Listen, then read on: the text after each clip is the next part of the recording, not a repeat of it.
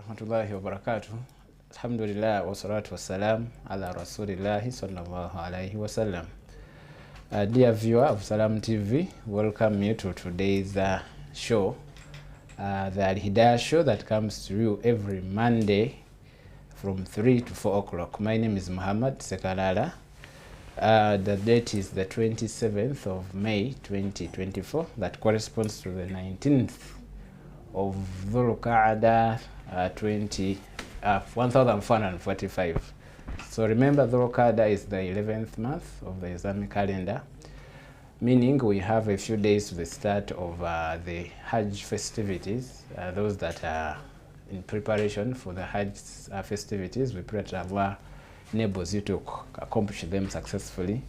Then for the rest of us that will be staying back, we have the Eid of Sacrifice. By now, your savings should be up to date to enable you to participate in that virtuous act of sacrificing. So we have about 11 days to the start of Dhul Hajj, with the beauty and the benefits that the Messenger Sallallahu Alaihi Wasallam mentioned to us. We always look at Islam and science on this day and afternoon. And today, inshallah, we are going to be joined by our routine and guest that we always have, Mr. Hamza Sekalema, who inshallah will be discussing with us some of the controversial technologies we are having in the world today. What is the Islamic position on them? And as Muslims, what should we do as regards to these technologies that we are currently having? I'm going to request him to say salam and greet our viewers before we can start, inshallah.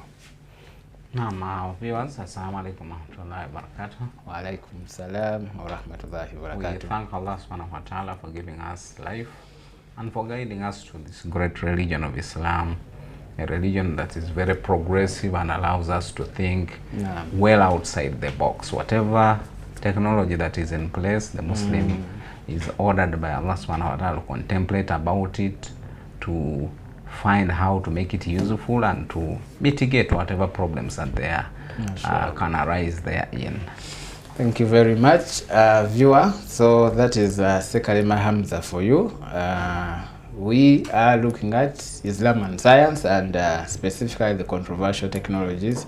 We want to look at nuclear energy. So for starters, Mr. Sekalema, we have in the Quran where Allah subhanahu wa ta'ala tells us, huwa alladhi khalaqa lakum ma fil ardi jami'a. It is Allah who has created for us whatever there is on earth for our benefit, for our usage, either in worshipping Him and also making our ends meet in this life. But in some other verses, He has mentioned about the benefits of iron and other minerals, or if I can mention it like that. But specifically in Surah Rum, chapter 30, verse 41, He says, ظَهَرَ الْفَسَادَ فِي الْبَرِّ وَالْبَحْرِ بِمَا كَسَبَتْ أَيْدِي النَّاسِ. That corruption has appeared throughout the land and by the sea by reason of what the hands of people have earned. But Allah, so that Allah may let us, the human beings, test part of the consequences of what we have done, perhaps we shall return to righteousness. I wanted to start with that, to draw into context the fact that nuclear energy, we know it is a double-edged sword. For starters, when we talk about nuclear, the layman out there in the ghettos, when they hear, it's the common term, but breaking it down technically, what would the nuclear energy entail for the ordinary human being out there? Naam, alhamdulillah, salatu salam ala rasulillah. Now, what we mean by nuclear energy, essentially we are talking of generating power, but using the nucleus. Now, interestingly, Allah subhanahu wa ta'ala has created everything in all its very many forms to finally end in a small thing called an atom. Yes, please. Sometime back in our primary school, they used to define it as the smallest indivisible particle of matter. You will hear an atom. The primary school teachers telling their students like that. Smallest indivisible. But for us in our current age, we know that even that atom, we divide it into, again, other smaller pieces. Those ones are for now indivisible. We cannot divide them. Okay. So inside that smallest particle that forms all of us, be it a piece of plastic or a human being, we are all finally composed of atoms. Okay. So inside that small object there are three kinds of smaller particles. The first ones are negatively charged. Negatively charged. So we call them electrons. Electrons, yes. Then the second ones are positively charged. We call them protons. Yes. Then there is another category which we call neutrons. For them, they don't have any charge. So any stable atom which is not changing at all would have those balancing. Remember, we have said that the protons are positively charged and the electrons are negative, meaning for there to be a balance, those two must tally in number. Okay. So what do we do now in order to create what we call nuclear energy? We cause some imbalance to occur in that atom. We artificially create an imbalance. Okay. By causing that atom to disintegrate. Yes. We can do it by sending some neutrons, for example, into that atom, heating it until these neutrons begin disorganize the internal stable structure of that atom. Then the atom will now break into smaller forms of that. So that breaking releases energy because Allah has made it in such a way that to keep those small particles together, yes, they rely on energy. And therefore, for you to disintegrate them, you create energy. That energy that was keeping them together has to be released. Okay. So the human being now simply has to utilize that energy that has been released for a number of purposes. For today, we are only looking at the energy purpose, but others use it for purposes of weapons. But for now, we are focusing on energy. Energy, yes. So how do we now end up with the useful energy? Maybe before we go to the usefulness of it. Yes. You have hinted that nuclear energy is created when you artificially create an imbalance within that atom. Within the atom, right? So the argument, we can say nuclear energy is not like a natural form of energy. It is, we don't just find it there and tap it. We have to disorganize an already existing element and it becomes unstable. Then during that instability, it keeps releasing energy in the form of heat. Okay. Yes, now I have appreciated that. Then yes. I want still this ordinary human being, sorry, the citizen out there. If he wanted also to have a go at it, is it a so sophisticated process? Or now it is very hard. You cannot, in your civilian way, do. It requires a lot of investment. It requires very specialized equipment in order to do it. Remember, we are dealing with very micro elements. You are talking about atoms. I hear they are nuclear power. They are what? Power plants. So you need that to the level of that magnitude. So the kind of specialized equipment in which we do those reactions that cause. Usually they use heavy elements like uranium, or in some cases they use plutonium. So you can see that it is not very easy to disorganize these other things like copper or some of the others. Those ones are very stable. It's very hard for you to disorganize them. But the very heavy ones like uranium, due to their very big mass, they tend to be on the verge, of disintegration. So if you can just disturb them a little bit, you end up with that kind of reaction. So we may not go into the heavy chemistry, but like you are keeping it, we want it to be understandable to our day-to-day person. So in other words, to the day-to-day person, his main interest should be in knowing that there are experts out there who artificially disorganize the, you've called it the uranium atoms, and then they can come up with heat, which cause heat. And once heat is generated, what they do, they pour water. The good thing, we have this schematic. So you see that thing they are calling the core. Yes. That is where you have your uranium. But because they want to control the way that uranium works, yes, please, you see those control rods there up. Yes. Those ones help you to either increase the speed at which this uranium is getting into that agitated state, or to reduce it. So whenever you put the rods in more, the speed increases. Whenever you pull them out, then you reduce the disorder and the speed goes down. So once the heat is generated, that heat is immediately pushed into that next chamber there that you can see.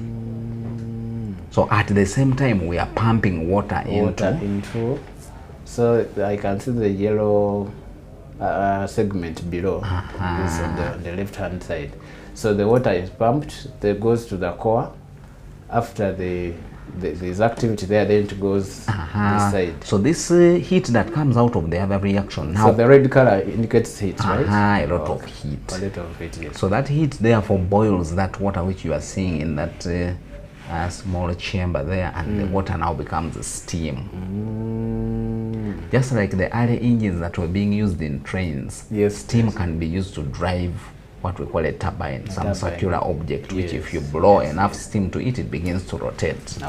Because electricity is primarily about rotation. So how we get the rotation is where you'll find a difference. So for us here in Uganda, we use hydroelectric power. And I think it is so far one of the cleanest forms of energy. Because as we shall see, this nuclear thing, yes, it is good, but it has also a problem once you are done with generating that power. The material which remains is a bit chaotic. So the steam now goes, and the rest is just normal physics. The steam will run the turbine will connect to an electrical generator, then the rest is consumption. But now remember that steam, once it comes out of the turbine, they cool it a bit and return it back. So nowadays it is about renewable. So you don't just drop the water away, just keep cycling it back and it keeps rotating. And so in other words, from the turbine, it goes to the electric generator, then goes to the transmission line. Then the one that remains is recycled back.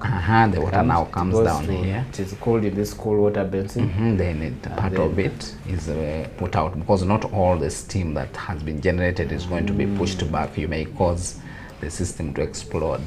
So that is how they generate power. So essentially, the whole effort is about rotating that turbine. So here we are using steam, and the steam is being generated very cheaply by creating a reaction in uranium. Then that uranium now makes a lot of heat. Steam is generated, we run our turbine, the rest is normal electricity. So for us who are in the hydroelectric area, instead of this steam, we simply run a normal big volume of water, like a river. We run it over our turbine, and it generates for us the electricity which we use, which is primarily the cleanest. Maybe before you go against the usefulness of this energy, there are two things. One is the fact that this energy, you've told us, requires very specialized equipment, as well as heavy elements like uranium, plutonium. Now, to the ordinary Muslim out there, the ordinary citizen out there, I want him to appreciate two things. One, is this a readily available material for even an ordinary person to engage into, either as form of business, like selling it, and then secondly, if I want to get into specialization of this kind of field in Uganda, do we have such kind of arrangement for studies? Okay. It's largely. Now, number one, uranium is a fairly rare material. And interestingly, the majority of it is got just from our neighboring Congo here. But since the material is in Congo, usually connected to Uganda, you may find we also have the same material in our western area. So Congo, actually one of the problems that causes that Congo to be unstable is that there are those who want to pick the uranium out of there without necessarily paying heavily for it. So they create instability. So the country is left there in that confusion. Because all these countries that have so far developed, yes, please, they use nuclear power. It generates a lot of power with a very minimal input.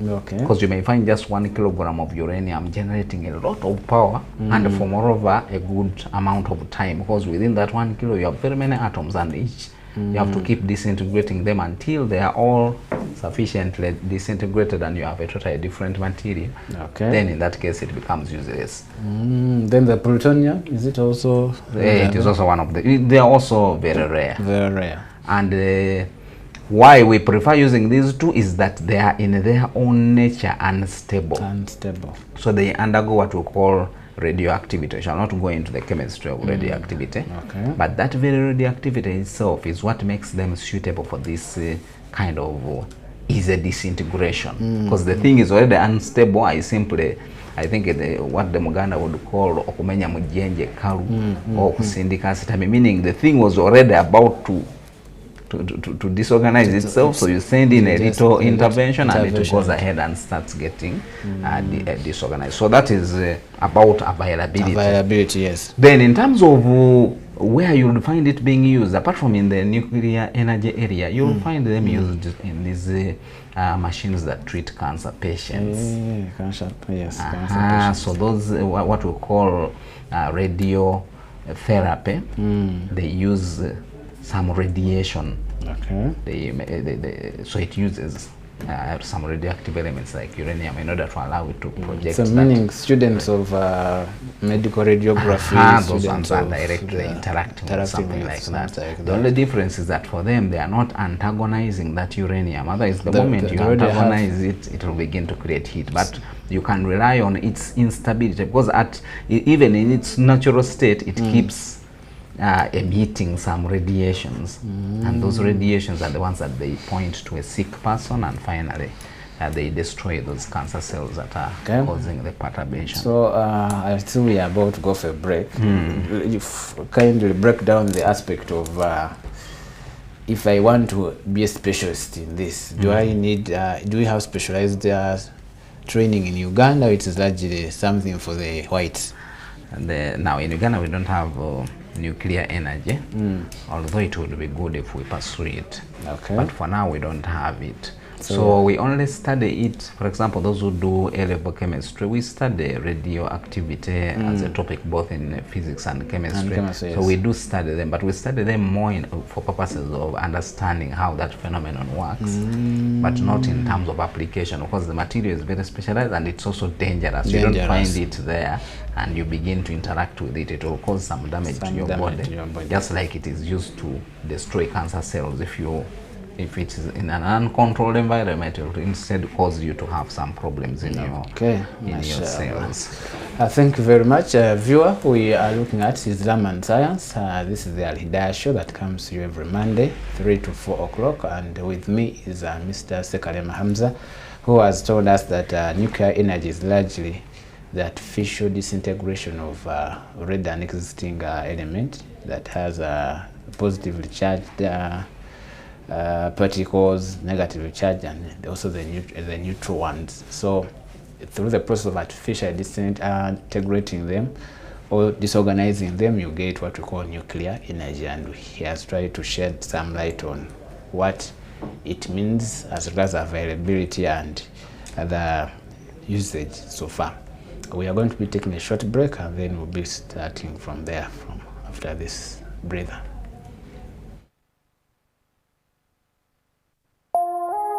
Eno ye Salam TV. Tata Jona, Lahandi Road yera wona tukedde ya konkona. Hey.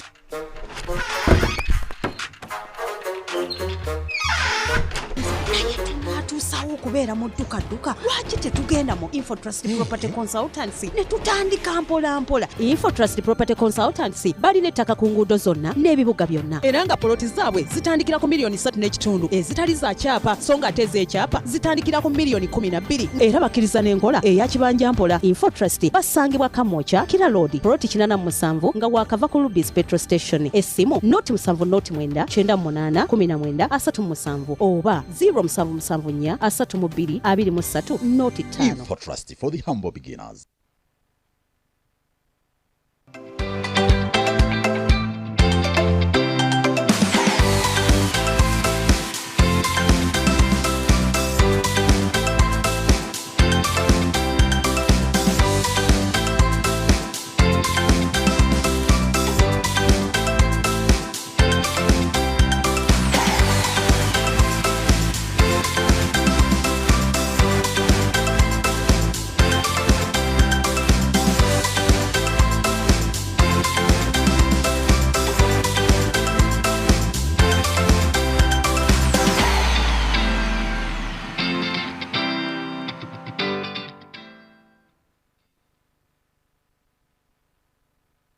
The government of Uganda, in collaboration with the International Telecommunication Union, ITU, welcomes you to the Global Symposium for Regulators, GSR 24, taking place at the Speak Resort and Convention Center Munyonyo in Kampala from July 1st to 4th, 2024. The Global Symposium for Regulators is an annual event organized by the International Telecommunication Union, ITU.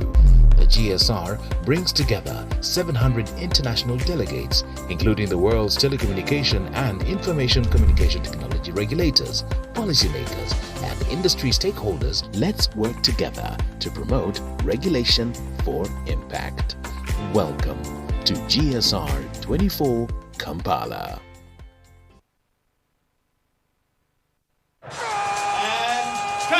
Good show, everyone. I can't believe the season's nearly over. It sucks. I mean, I have no idea what I'm going to do with all this time on my hands.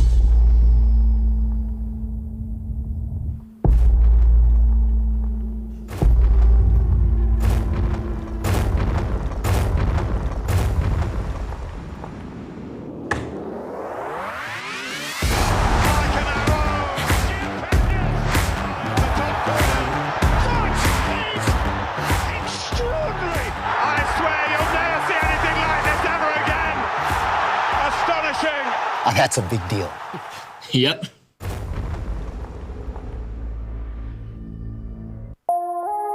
Eno ye Salam TV. Assalamu alaikum wa rahmatullahi wa barakatuh. Viewer, welcome back from the short break. This is Islam and Science, brought to you by the Alhidaayah show that we always have on Monday and Salam Television. My name is Muhammad Sekalala, and with me is Mr. Sekalima Hamza. We are looking at controversial technologies, and specifically we're looking at nuclear energy. For those of you that are just joining us, nuclear energy is one of the commonest forms of energy, though a preserve of those that Allah has endowed with the resources. So we are trying to also try to digest the same and see if we got the means of having it here. Is there any things we need to take note of, and then are there uses, and then are there dangers? To help us appreciate that, we have Mr. Sekalima Hamza, who I'm going to request, inshallah, to continue from where we had stopped before going to the break.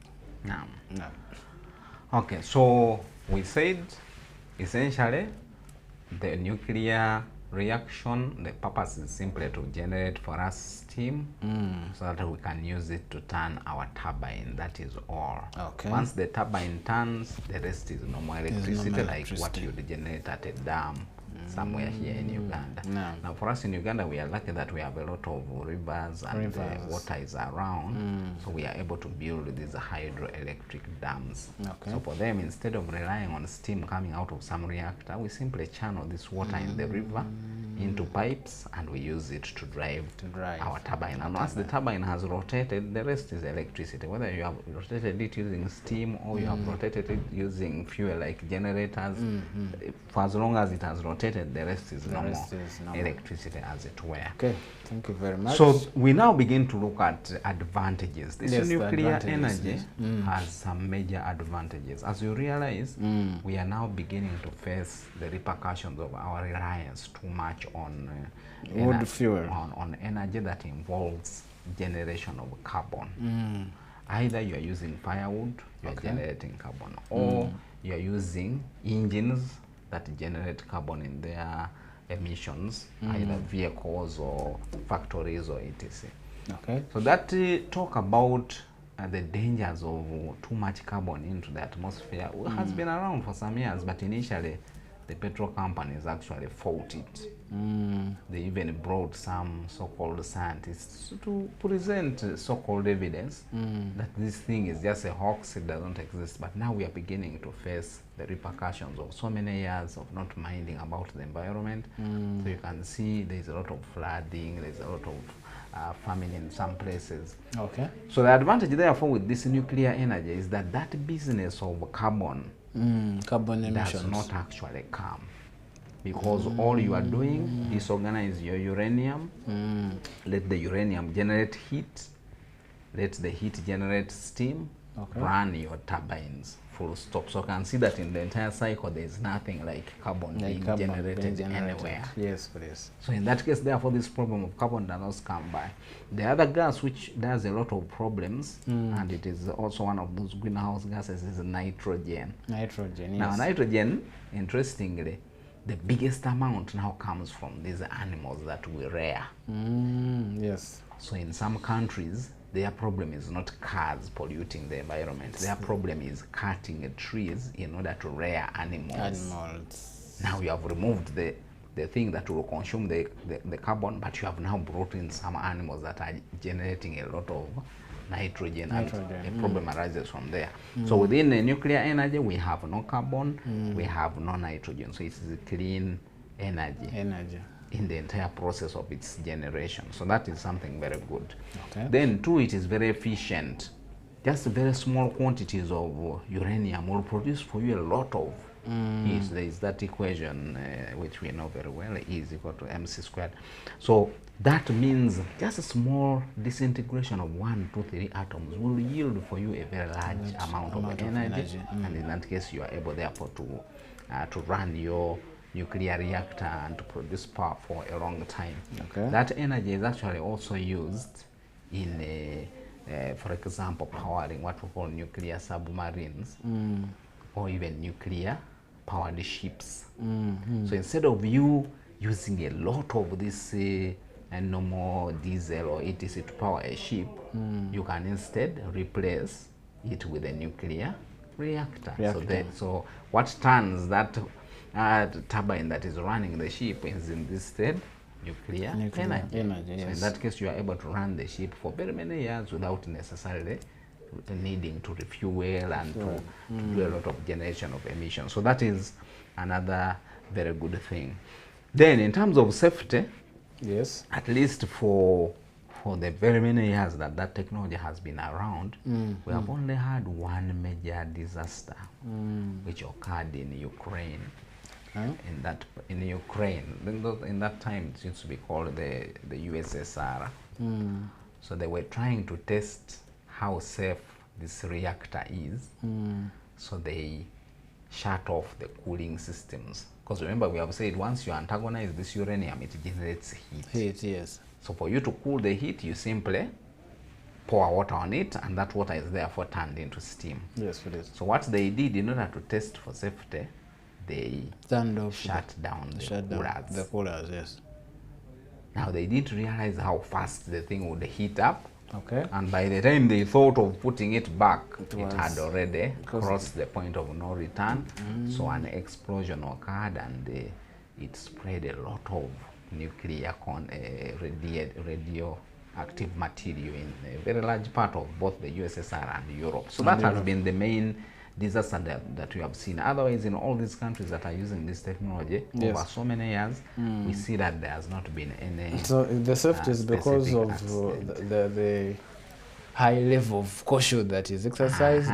Partially, because the thing is dangerous. So even when you are handling it, you don't just play around with it. Because the terrorist necessitates the mother of invasion. So you find somebody, because of the high risk and damage that could be associated with the same, they endeavor to put a lot of safeguards in order to ensure that. Actually, it is the same argument. They say we always praise the whites for being so good at time management, being organized, but it's the conditions that condition them.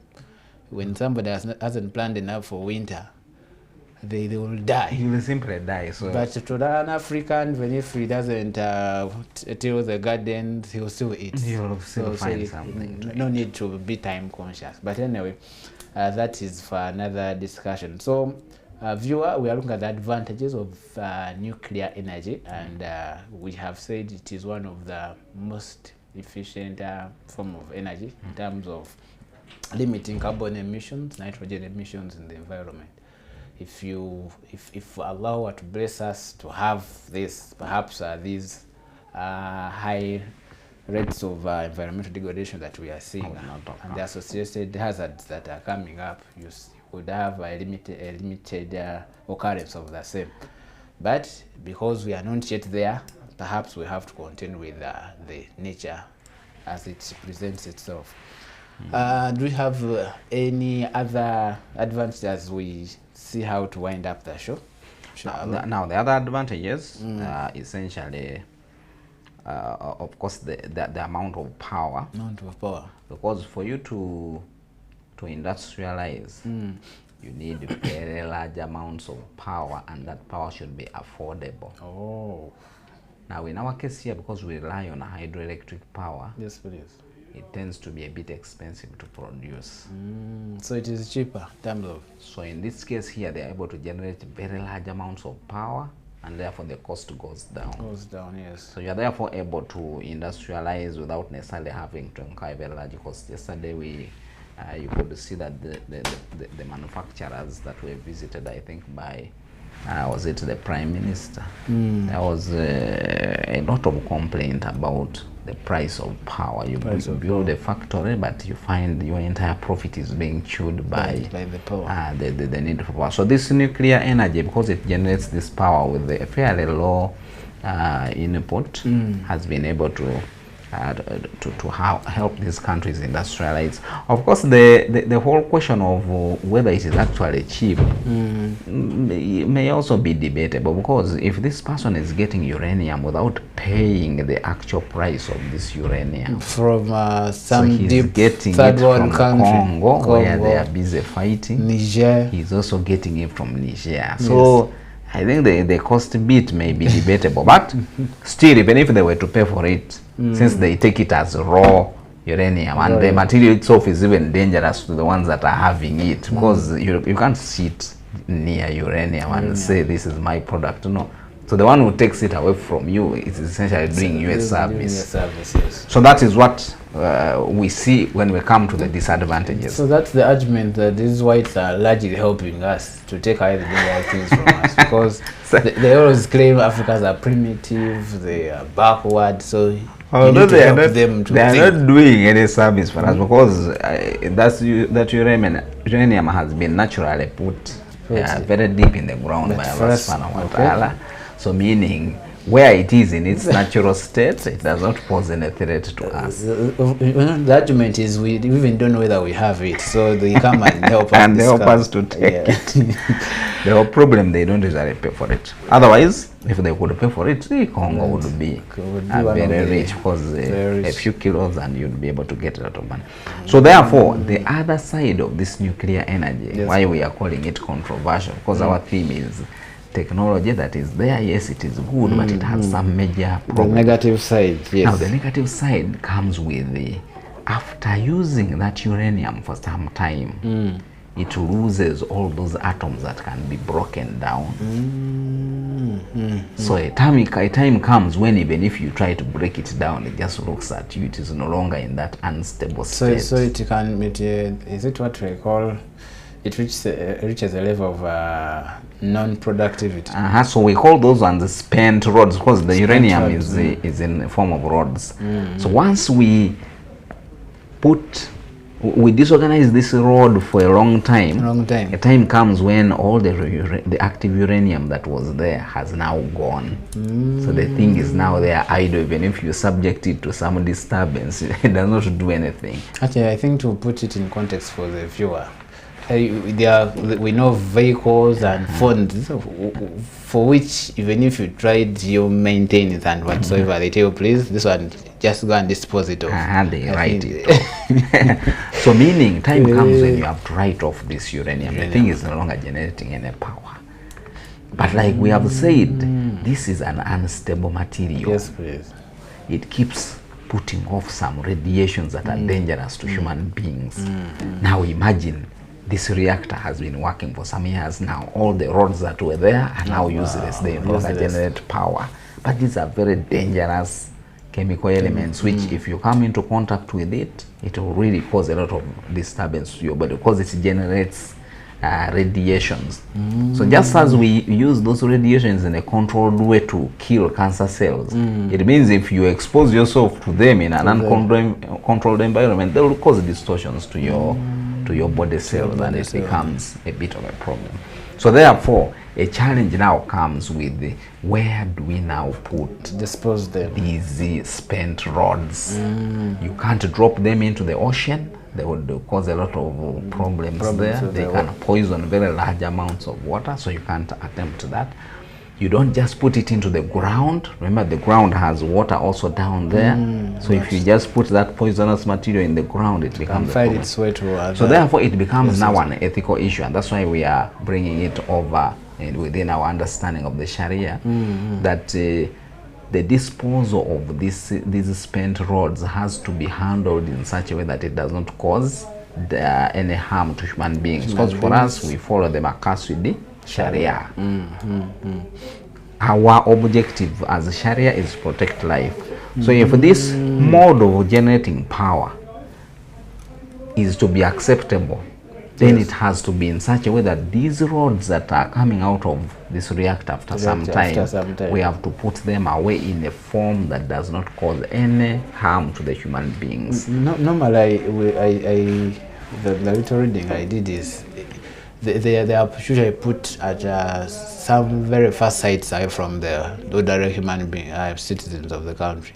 So you find it they are deep up there in the mountains or some. Yes, you have to find a place, moreover, that does not have contact. Because what happens is that you would think you are putting it far, but you are putting it in a place where the groundwater moves. So you could put it those things, and it still comes back with its very dangerous. So in that case, usually what they do, they put it in concrete. In places that are built with very heavy concrete, and they also put some lead around, and they put that material there so that the concrete it absorbs all the radiation. Otherwise, it is a very dangerous material in case you are exposed to it directly. Imagine that accident that happened in Chernobyl in Ukraine. It simply put out radioactive material into the sky. Then the clouds started moving that material. But imagine the impact was felt very far off, even away from the USSR. Those in Europe and other places, they were still facing the repercussions of just one reactor putting off. And moreover, it was not the entire nuclear plant, just one of the reactors is what exploded and put out that content without any control. So that danger, therefore, of the material that we use therein is one thing. Yes. Which we need to be careful about. Otherwise, apart from the problem coming out of the spent rods, nuclear energy is a very good form of energy, and it's a very highly specialized form of generating energy, and it can help in very many ways. And of course, since that spent rod is highly radioactive, it also now becomes useful in these other equipment that we use for purposes of X-rays and radiotherapy. So you can reuse it for those other purposes.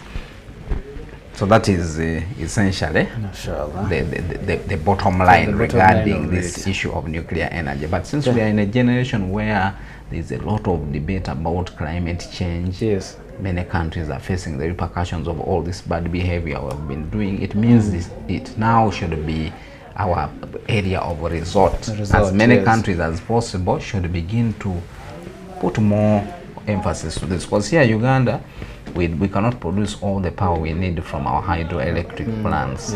So what is the alternative?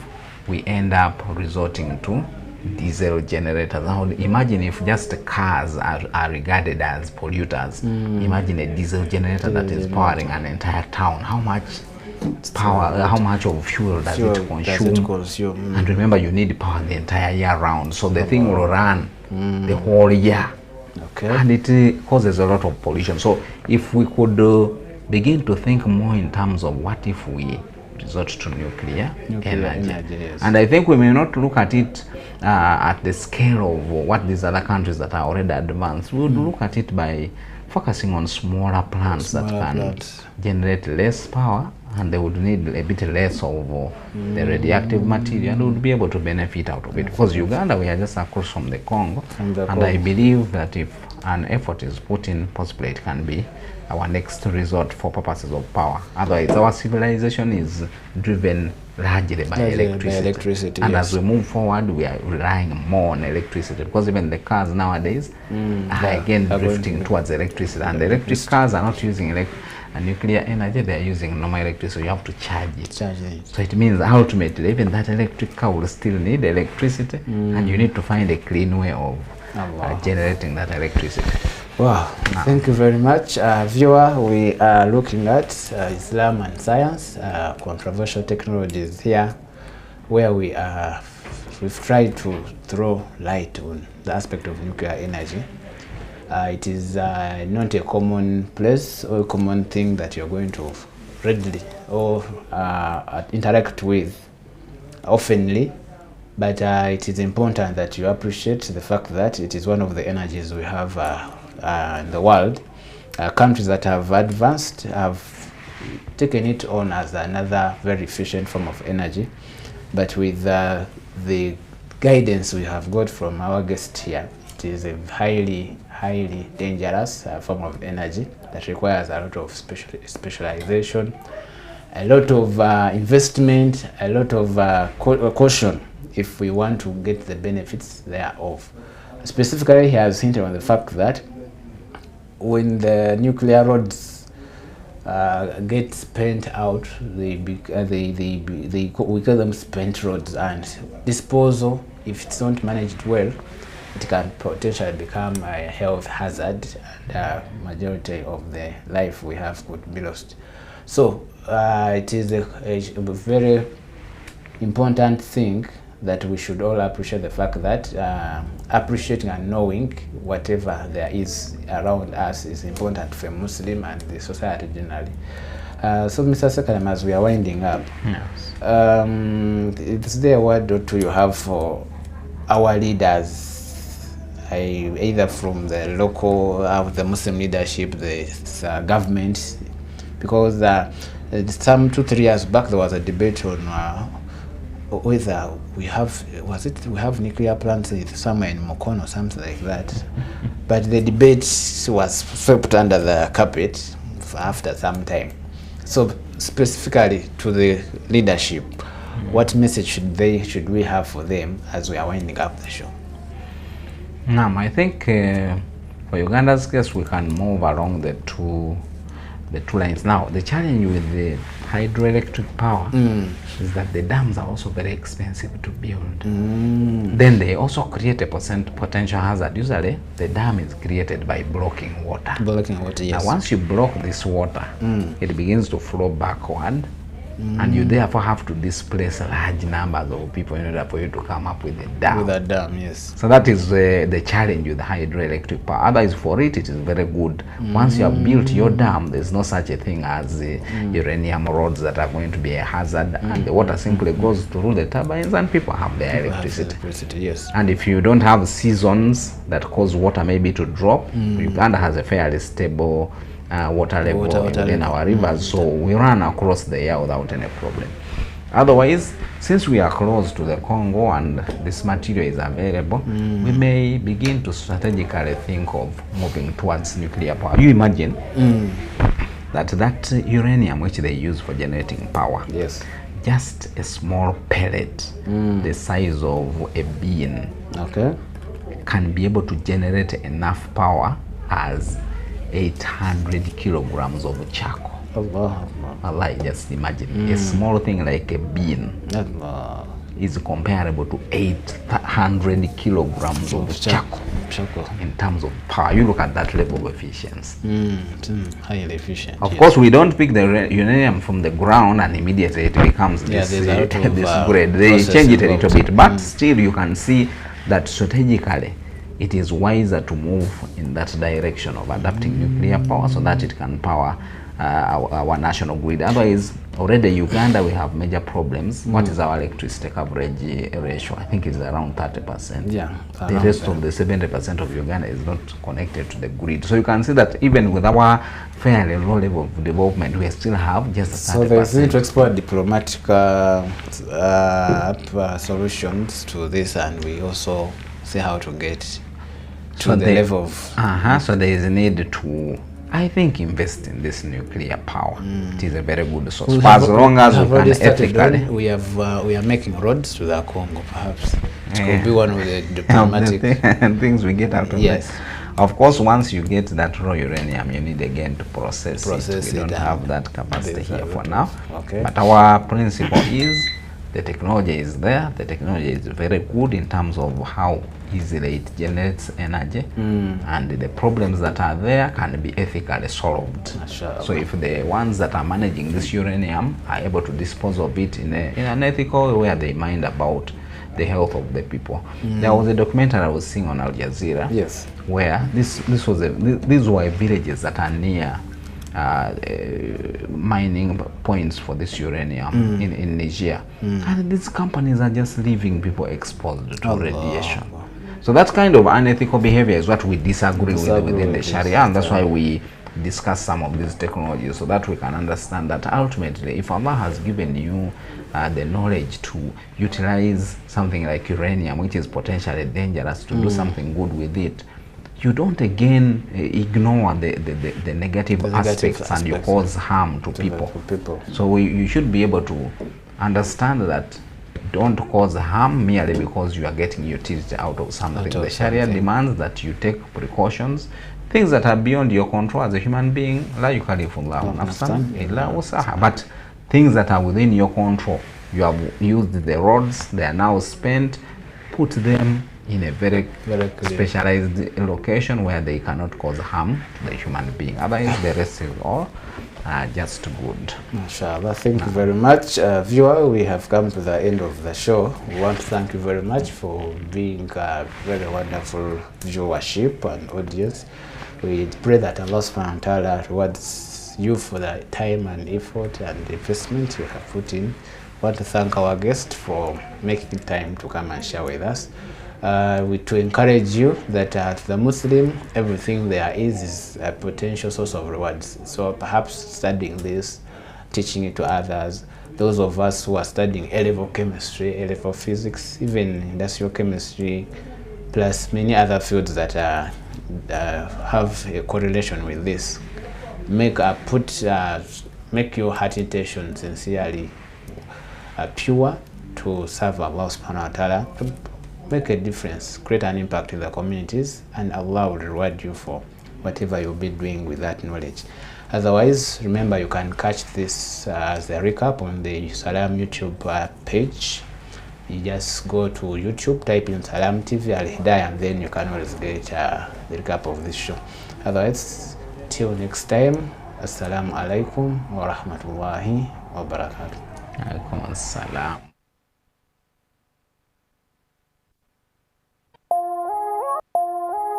Eno ye Salam TV. Adhan ngekutuswako. Hotel Africana.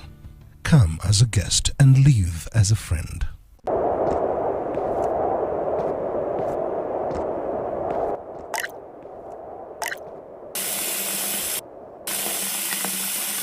Allah الله أكبر الله أكبر الله أكبر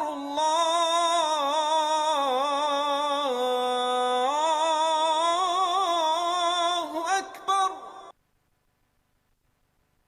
أشهد أن لا إله إلا الله